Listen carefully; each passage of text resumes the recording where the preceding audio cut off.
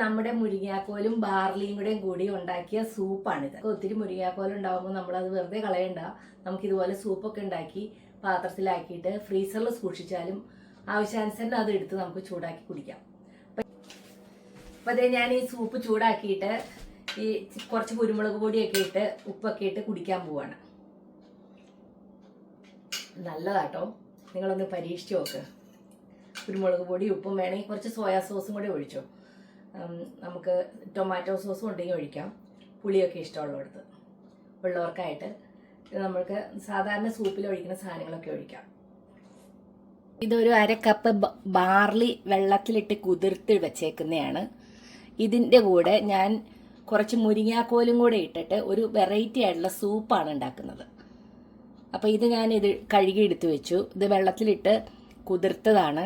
അപ്പോൾ ഇത് എടുത്തിട്ട് ഇനി ഞാൻ മുരിങ്ങാക്കോല് എടുക്കട്ടെ. ഇതിപ്പം നാട്ടിൽ നിന്ന് ഞങ്ങൾ കൊണ്ടുവന്ന മുരിങ്ങാക്കോലാണ്. അപ്പോൾ അത് ഫ്രീസറിൽ ഇരുന്നതാണ്. അപ്പോൾ അതാണ് ഇങ്ങനെ ഇരിക്കുന്നത്.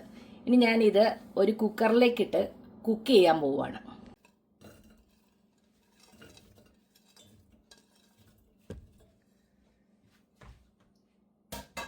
മുരിങ്ങാക്കോലൊക്കെ ഒത്തിരി ഉണ്ടാവുകയാണെങ്കിൽ ഇത് ഇതുപോലെ കട്ട് ചെയ്തിട്ട് ഫ്രീസ് ചെയ്താൽ മതി.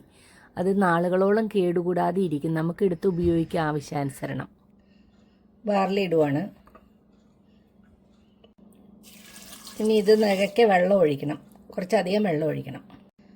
ഇത് മുങ്ങിക്കിടക്കാൻ പാകത്തിനുള്ള വെള്ളം. ഇനി ഇത് കുറച്ച് ഉപ്പും കൂടെ ഇട്ടിട്ട് ഒരു വിസിൽ ഏൽപ്പിക്കുവാണ്. ഒരു പച്ചമുളക് കട്ട് ചെയ്തതും കൂടെ ഇടുന്നുണ്ട്.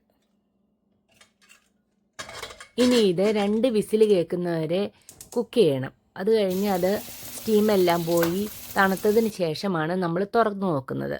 അപ്പോൾ ഇത് നന്നായിട്ട് കുക്കായിട്ടുണ്ട്. ഇനി ഞാൻ ഇത് ഒരു അരിപ്പയിലൂടെ അരിച്ച് ഈ വെള്ളം മാറ്റിയെടുക്കുകയാണ് ചെയ്യുന്നത്.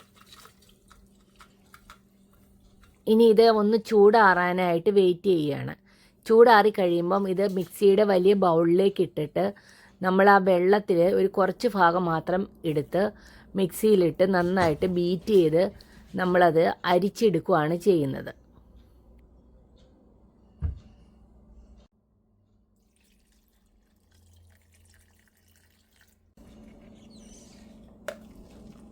നമ്മൾ ഈ തേങ്ങാപ്പാലൊക്കെ പിഴിഞ്ഞെടുക്കുന്നത് പോലെ അത് അരിച്ച് മാറ്റി അതിൻ്റെ ബാക്കി ഭാഗങ്ങളെല്ലാം നീക്കിക്കളഞ്ഞ് നമ്മളതിൻ്റെ സൂപ്പ് എടുക്കുകയാണ് ചെയ്തിരിക്കുന്നത്. അപ്പം നമ്മുടെ ഈ മുരിങ്ങാക്കോലിൻ്റെ സത്തും ബാർലിയും എല്ലാം ഇറങ്ങിയിട്ട് ഇത് നല്ല ഒരു സൂപ്പായിട്ട് മാറിയിട്ടുണ്ട്. ബാർലി ഇട്ടതുകൊണ്ട് അതിന് കുറച്ച് കട്ടിയുമുണ്ട്. അതൊരു തിക്നെസ്സും വന്നിട്ടുണ്ട്.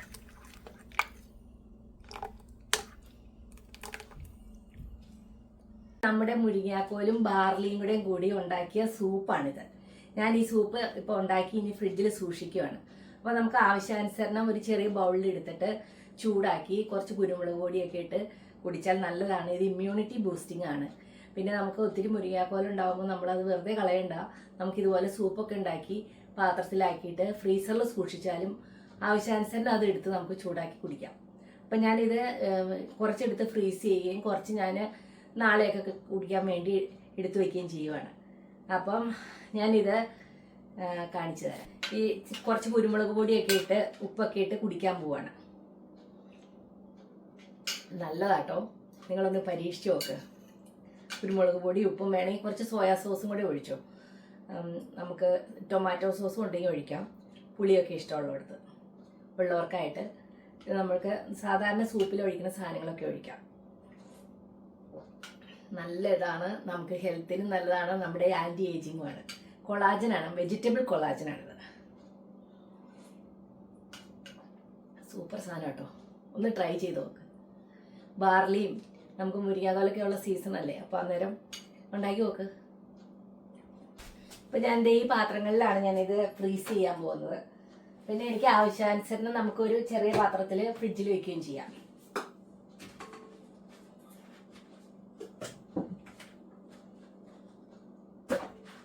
അതുപോലെ ഉണ്ടാക്കിയിട്ട് നമുക്ക് ഫ്രീസ് ചെയ്യാം.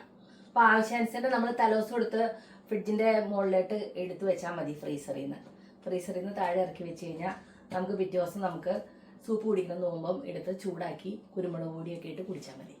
ഇത് കൊളാജൻ കൂടി ഉള്ള ഒരു സൂപ്പാണ്. ഈ വെജിറ്റബിൾ കൊളാജനാണ് ഇതിലുള്ളത്. അപ്പോൾ അത് നമ്മുടെ ഏജിങ് ആൻറ്റി ഏജിങ് ആണ്, പിന്നെ ഇമ്മ്യൂണിറ്റി ബൂസ്റ്റിങ്ങുമാണ്. അപ്പം നിങ്ങൾ ഇങ്ങനത്തെയൊക്കെ റെസിപ്പി ട്രൈ ചെയ്യേ. Thank you for watching. See you in another video. By.